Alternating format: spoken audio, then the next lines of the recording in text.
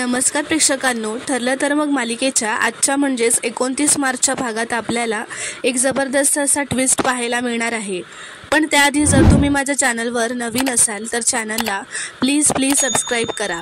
तर प्रेक्षकांनो, आता आपण पाहतो की प्रिया ही पूर्णाजी व कल्पनाला रविराजबद्दल खोटं सांगत असते की माझ्या नशिबात तर बाबांचं सुखच नाही आहे, इतक्या वर्षांनी बाबा मला सापडले आणि आता परत दुरावा निर्माण झाला। तर ती मनातच म्हणत असते की ही सायली अर्जुन अजून आले नाही कसे, त्यांना आश्रमाबद्दल काही पुरावा तर मिळाला नसेल ना।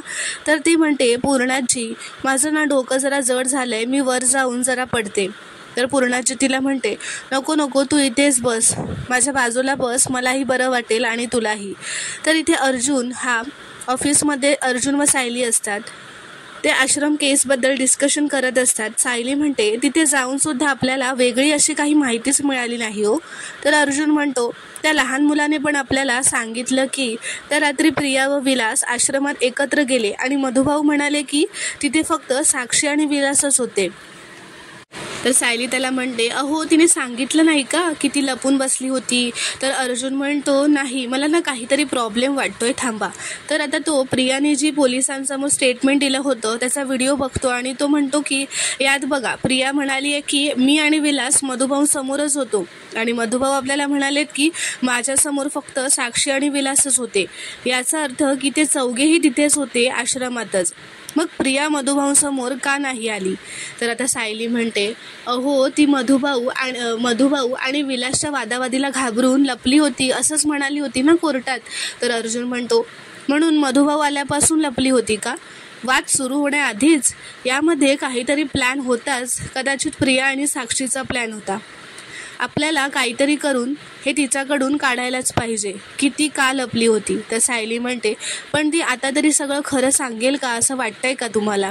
तर अर्जुन म्हणतो, खोटं बोलण्यात पण खूप मोठं रिस्क आहे सायली, कारण आपण काय खोटं बोलतो ना हे लक्षात ठेवावं लागतं आणि मला नाही वाटत प्रियाने सगळं लक्षात ठेवलेलं असेल। आता आपण तिला परत त्या रात्रीबद्दल विचारलं ना तर ती नक्कीच जुनं स्टेटमेंट विसरून काहीतरी चुकीचं नक्कीच सांगणार। तर सायली म्हणते, म्हणजे आता तुम्ही परत तिला प्रश्न विचारणार का? तर अर्जुन म्हणतो की हो। तर सायली म्हणते, बरं, जे काय विचारायचं असेल ना ते उद्या नको, परवा विचारा, कारण उद्या गुढीपाडवा आहे आणि सणाच्या दिवशी मला घरात वादावादी नको आहे। तर अर्जुन म्हणतो, आता तुम्ही वकिलाची बायको होतात ना, लगेच सुभेदारांची सून झालात। तर सायली म्हणते, अहो घरच्यांच्या आनंदावर विरजण नको पडायला अशी साधी इच्छा आहे माझी। तर अर्जुन म्हणतो, I am so proud of you Mrs Sayali, पण तुम्ही स्पेशल आहात कारण तुम्ही अर्जुनची सायली आहात। तर आता इथे कल्पना पूर्णाजींना म्हणत असते, पूर्णाजी उद्या अश्विन आणि प्रियाचा पहिला पाडवा आहे, त्यांच्यासाठी आपण काहीतरी डायमंडचा नेकलेस वगैरे देऊया का प्रियाला? तर आता प्रिया म्हणते, मनातच म्हणते की घ्या या लग्नाचा काहीतरी मला फायदा होईल। तर पूर्णाजी म्हणते, जर तन्वीला हवा असेल तर आपण डायमंडचा नेकलेस घेऊयात, पण आता गुढीपाडवा आहे आणि गुढीपाडव्याला सोनंच घ्यायचं असतं। तर प्रिया मनातच म्हणते, तेही चालेल, पण निदान 4-5 तोळे तरी घ्या।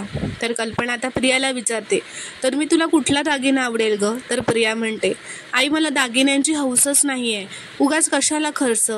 तर पूर्णाजी म्हणते, अगं त्यात काय खर्च, मी माझ्या नातसूनांसाठी एवढं करणार नाही का? तर प्रिया मनातच म्हणते, तुझी दुसरी नातसून घरात नाही आहे तोपर्यंत तिच्या खोलीत जाते आणि त्यांचं काय चाललंय हे मला सुद्धा जरा कळायला हवं ना, काहीतरी टेपते हिला आणि कल्टी मारते, असं म्हणत आता ती कॉल आला असं खोटं सांगून तिथून निघून जाते। तर आता प्रिया बाहेर येऊन फोनवर बोलायची ॲक्टिंग करत असते, तेव्हा पूर्णाजी म्हणते कल्पनाला की मी पण जरा आता खोलीत जाते। तर आता कल्पना व पूर्णाजी त्यांच्या खोलीत जायला निघतात। तर प्रिया धावतच इकडे तिकडे बघतच सायली व अर्जुनच्या खोलीत जाते व त्यांच्या खोलीची झडती घेताना तिचं लक्ष त्या अर्जुन व सायलीच्या फोटोच्या कोलाजकडे जातं। ती बघत असते, तर तेवढ्यातच तिच्या पाठीवर कल्पना तिथे येते व हात ठेवते। तर प्रिया आता घाबरतच मागे बघते, तर ती कल्पना असते। ती म्हणते, तन्वी तू अर्जुनच्या खोलीत आलेली त्यांना आवडत नाही ना? तुला माहिती आहे ना हे, मग तरी पण तू इथे का आलीस? तर प्रिया सारव करतच म्हणते, अगं मी तुझ्या खोलीतच येत होते आई, तर मला ना या खोलीतून जरा आवाज आला, तर बघायला आले तर इथे कबूतर आलेली. खिडकीतून फडफडत होतं एक कबूतर आणि आत आलं असतं तर घाण केलं असतं, म्हणून खिडक्या बंद करून त्याला घालवायला इथे आलेली. तर कल्पना म्हणते, अगं तन्वी बाळा, ते सायली व अर्जुन तुझा केवढा अपमान करतात, तरी पण तू त्यांचाच विचार करतेस. तर प्रिया नाटकच करत म्हणते, आई अगं घरातल्यांचा कोणीतरी विचार करायलाच हवा ना, आणि दाराला कुलप लावायची आणि खिडक्या उघड्या ठेवायच्या, असं करून कसं चालेल?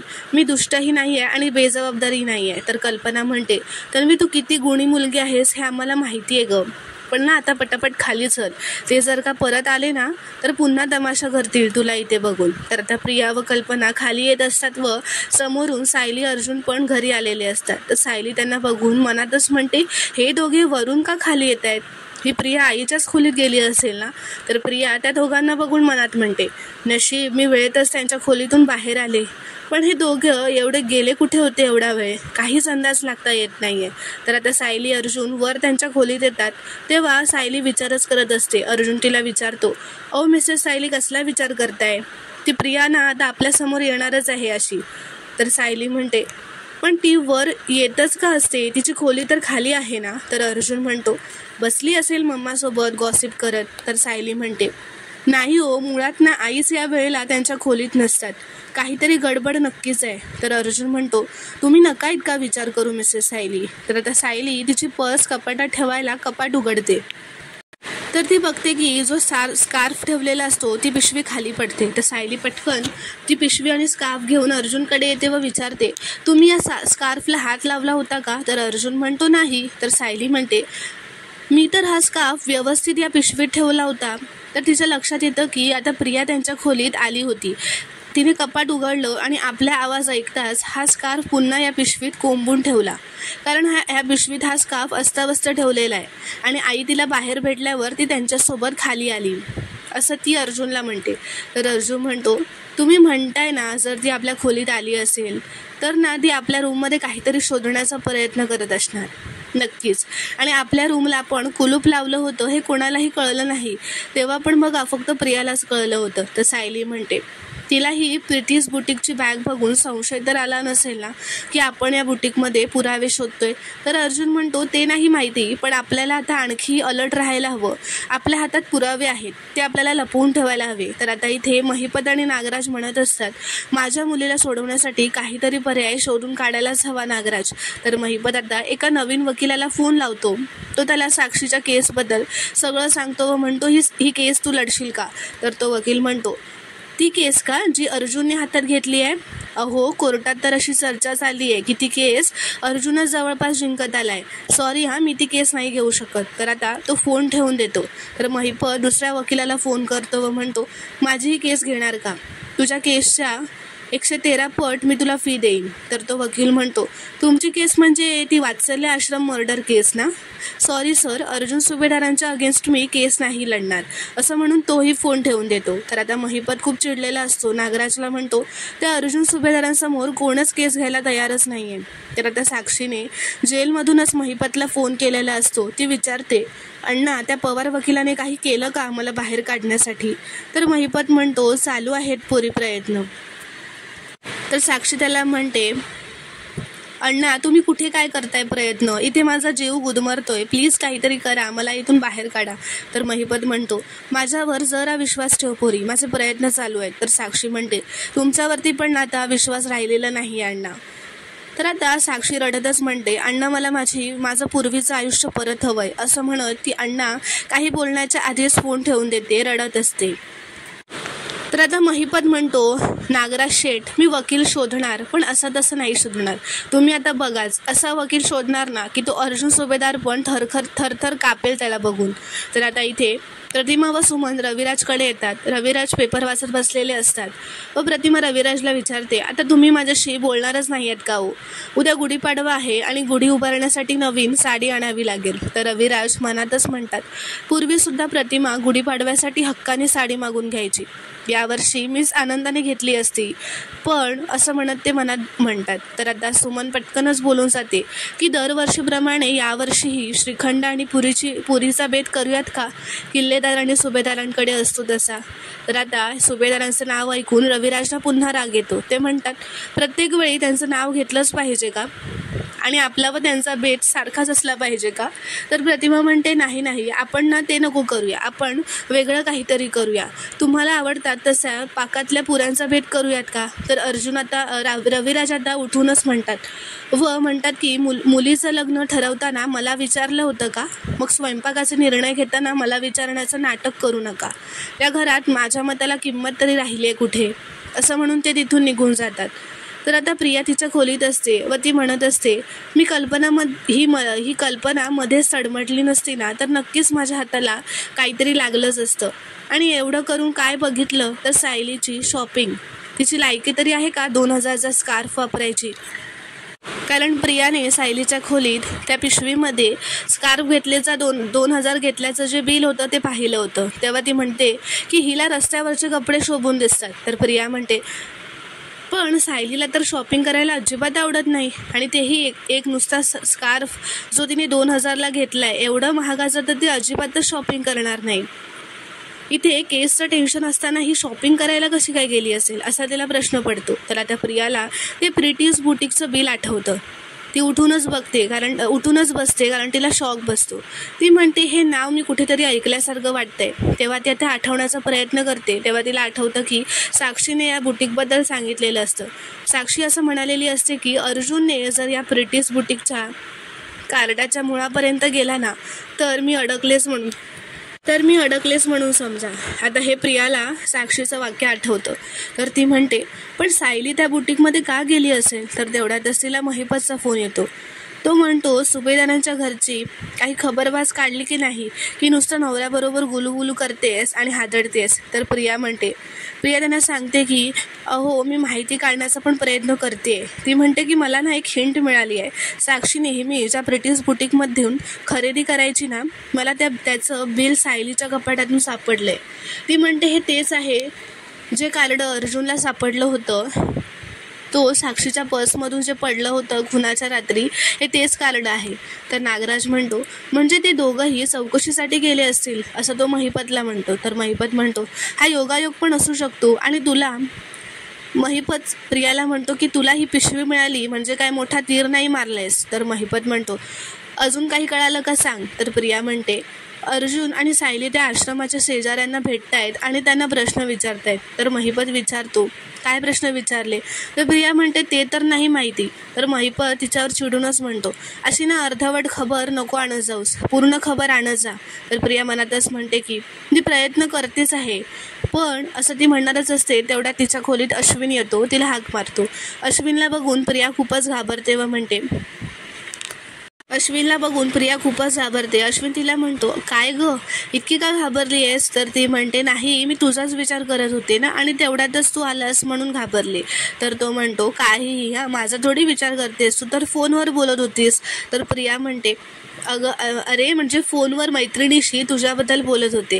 तर आता अश्विन तिला म्हणतो, मी तुझ्यासाठी काहीतरी आणलंय, डोळे बंद कर. तर आता अश्विनने प्रियासाठी गुढीपाडव्यासाठी साडी आणलेली असते. तो म्हणतो, उद्या आपल्या लग्नानंतरचा पहिला पाडवा आहे ना, ही साडी नेस. तर आता प्रिया अश्विनला मिठी मारल्यावर मनातच म्हणते, तू मला महिपतशी फोनवर बोलताना ऐकलं नाहीयेस, हेच खूप मोठं आहे माझ्यासाठी. तर इथे सायली अर्जुनला म्हणत असते, मला ना सतत असं वाटतंय की प्रिया आणि साक्षीने केसच्या आधी हात मिळवणी केली असणार, पण आपल्याला एकदा काहीतरी ठोस पुरावा मिळायला हवा. तर जर आपल्याला केसबद्दल काही ठोस पुरावा मिळालाच नाही तर असे विचार आता सायलीच्या मनात येऊ लागतात. असं म्हणत ती खालीच बसते. तेव्हा अर्जुन म्हणतो, कमाल आहे तुमची मिसेस सायली, तुम्ही कधीपासून हार मानायला लागलात? तर आता अर्जुन सायलीचा मूड चांगला करण्यासाठी तिच्याबरोबर खाली बसतो व म्हणतो, तुम्ही माझ्या बायकोला ओळखता का? सायलीला. खूप गोड आहे ती आणि खूप क्यूटसुद्धा दिसते आणि खूप स्मार्ट आहे. कधी कधी माझ्यावर जास्तच टीचरगिरी करते, पण तिच्याकडून बऱ्याच चांगल्या गोष्टी शिकायला मिळतात मला. तर सायली पण म्हणते हो का. तर सायली म्हणते एकदा भेटायलाच हवं तुमच्या त्या सायली टीचरला. तर अर्जुन म्हणतो नक्की भेटा, तिने ना मला वाईटातून पण चांगला विचार कसा करायला पाहिजे हे शिकवलंय. तर सायली म्हणते मग तुम्ही यातून चांगलं काय शिकलात. तर तो म्हणतो हे बघा, तन्वी या घरात राहायला आली हे वाईटच झालं, म्हणजे तिने अश्विनला फसवून लग्न केलं हे वाईटच झालं, पण यातून सुद्धा चांगलं काहीतरी निघू शकतं. तर सायली म्हणते काय चांगलं. तर अर्जुन म्हणतो तन्वी आधी वेगळ्या घरात राहत होती, म्हणून ती कुठे जाते, कोणाला भेटते, काय करते हे कळतच नव्हतं आपल्याला. पण आता ती इथे राहते, त्यामुळे ती कुठे जाते, काय करते, कोणाशी बोलते ह्यावर बारीक लक्ष ठेवता येईल आणि तिचा या केसशी काही कनेक्शन आहे का हेही आपल्याला कळेल. तर आता सायली म्हणते अरे वा, सायलीचा हा विद्यार्थी तर खूपच हुशार निघाला. अर्जुन म्हणतो मग मी पास झालो ना. तर सायली म्हणते 100%. तर आता दुसऱ्या दिवशी गुढीपाडव्याच्या दिवशी सायली घराबाहेर केर काढून रांगोळी काढत असते, फुलांनी घराबाहेर सगळं काही सजवत असते. ते करतानाच आता कल्पना दारात येते व बघते तर सायली फुलांनी सगळं सजवलेलं असतं. तर आता पुढील भागात आपण पाहणार आहोत की अर्जुन सायलीला विचारतो प्रिया आणि साक्षी कुणाच्या आधीपासूनच मैत्रिणी आहेत असा अंदाज आहे आपल्याला. तो म्हणतो मला सांगा की तुम्हाला प्रियाचे कुठले फ्रेंड्स माहिती आहेत का, त्यापैकी जर एक जरी आपल्याला भेटला ना तर आपल्याला हे कळेल की साक्षी त्यांच्या ग्रुपमध्ये आधीपासून होती की नाही ते. तर सायली म्हणते प्रियाचा असा काही ग्रुप वगैरे नव्हता हो, आणि ना ती तिच्या मित्रमैत्रिणींना कधी घरी आणायचीच नाही, पण ती त्यांना बाहेर जिथे भेटायची ना ती जागा मला माहिती आहे. SK रोडवर एक जुना कॅफे आहे बघा, ती ना त्यांची नेहमीची कॉफी पिण्याची ठरलेली जागा आहे आणि साक्षीसुद्धा भेटायला तिला तिथेच येत असेल. तर मित्रांनो आता अर्जुन साक्षी व प्रियाची मैत्री असतानाची बाहेर भेटण्याची कॅफेमधली जागा जी आहे ती शोधून काढणार का हे पाहणं खूपच रोमांचक ठरणार आहे. व्हिडिओ पूर्ण बघितल्याबद्दल धन्यवाद. व्हिडिओ आवडल्यास कॉमेंटमध्ये नक्की कळवा व चॅनलला प्लीज सबस्क्राईब करा.